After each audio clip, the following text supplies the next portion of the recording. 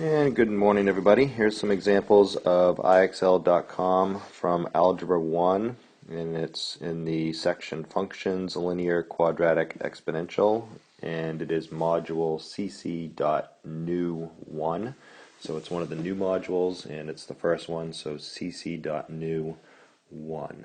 And here's a few examples. These ones should go pretty quick. It just says, what type of function does this graph show? You're trying to decide whether it is linear. Linear means straight or a straight line, so a line, linear, or an exponential growth or decay curve, so something that is curving.